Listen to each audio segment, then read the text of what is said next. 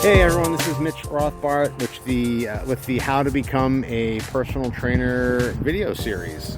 Today we're outside the gym and we're at our favorite place, the dog park. And there's one of the dogs, there's the other dog.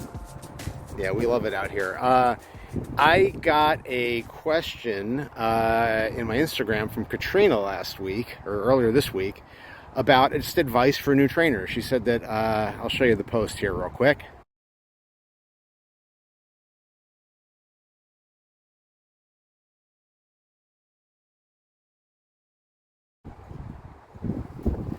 So I just thought I'd jot down a couple of things. This is by no means an exhaustive list about everything a personal trainer should do or when they're getting started or whatever, but just some things that came to mind. A few things are obvious, a few may not be.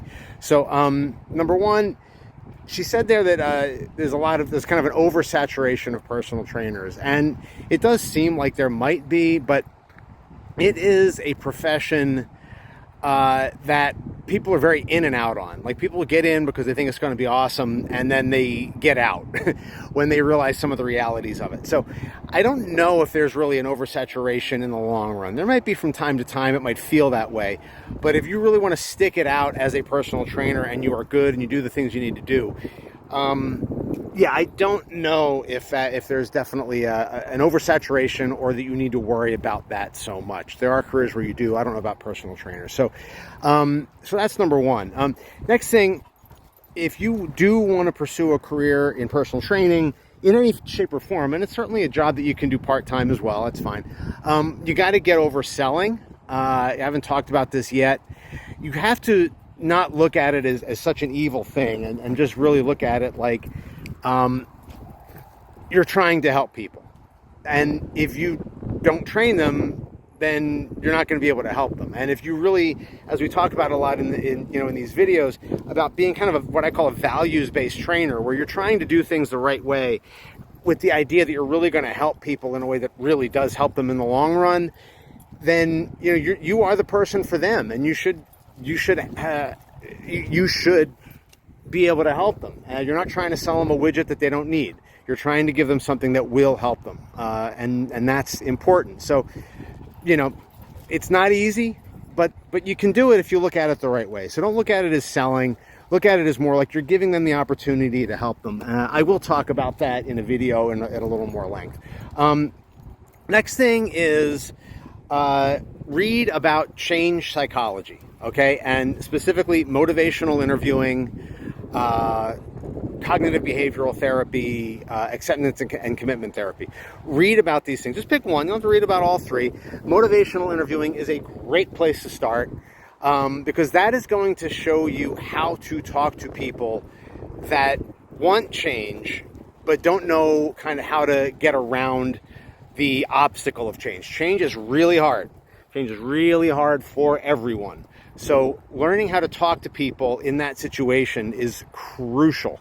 And it's going to help people stick around. It's going to allow them to kind of depend on themselves for change. And in the long run, people have to depend on themselves for change. They can't get that from anyone else. So read about motivational interviewing and kind of get some of the foundations of that down. That is going to be a game changer in the long run. That is just as important as anything you will read about personal training or fitness training. Please understand that. And while you're reading about that, read about other stuff too. Just read. Read. Be a part of the human race. Read, watch TV, go see movies, listen to music. Because your clients are going to be doing these things, and you're going to want to be able to relate to them on a level that's a little more than just do 3 sets of squats here. That's also very important. Being able to relate to your clients on a personal level in some way is important, because you need to be someone they are willing to hang out with for an hour. And if the only thing that you are interested in is how to squat or deadlift or burn calories or whatever, you're just not going to be that interesting, and they're just going to be bored by you. So be a well-rounded person. Next thing, learn posture and form. Okay, I recommend looking into the work of Egoscue. I will link to that. Read his book, Pain Free. It's very good. and a lot of my beliefs in posture and form come from Egoscue and from that work. It's very important stuff, and that is going to be the real foundation of what's going to help a lot of people get over pain and be able to kind of advance and do things that they might not realize that they are able to do. And that's pretty awesome when you see someone do something that they're like, I had no idea I could ever do that, but now I'm pain free and I can do it. That is the gold. That is why we do what we do with this. Another thing, take yourself out of personal training. Take your ego out of it and analyze what you do, analyze how you do it, and analyze if it works. Some of the most important lessons I have learned about personal training have come because I messed something up and I was wrong about something. And I took a step back and said, this is not how this is supposed to be. What's wrong? That is what's going to really drive some stuff in, because a lot of the times we are convinced that stuff we've read or we've heard is right. And in this industry, that is not necessarily the case. It's just not. So take that step back and examine yourself, and you're going to find that is one of the most important things you can do. So just, take yourself out of the equation.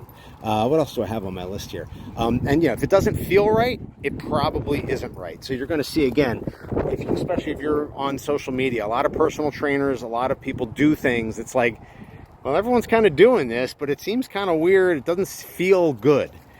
It's probably not good then. Just because a lot of people are doing it, especially on social media, doesn't mean that it is good. By the way, I'm up and down here because I'm throwing this gorgeous ball to the puppies, and they just love it. I'm going to do a whole post on the joy of watching them at some point soon.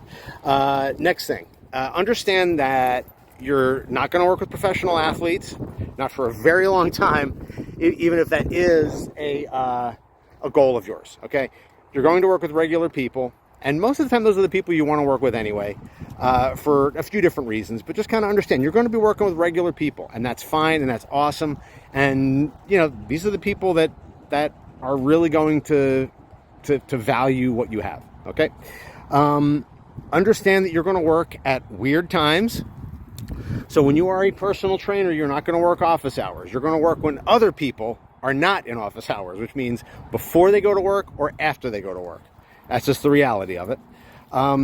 This is not a get-rich-quick job. So yes, it is a job that you can make some money.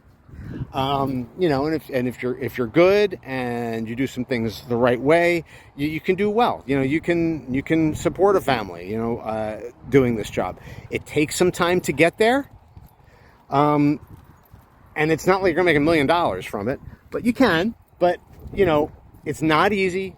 It takes a decent amount of time to do. So, and if this is the reason you're getting into this job, find something else. It's not going to go well. This is one of those jobs that if you're really into it and you love doing it, you don't kind of notice the hours, the weird schedule, all of that stuff that if you really don't love it, it's going to get in the way. Kind of a balance on things. Like, the training people has to outweigh some of the other weird stuff. So you have to understand that. I think that's pretty much it. And just, stay open-minded to things. And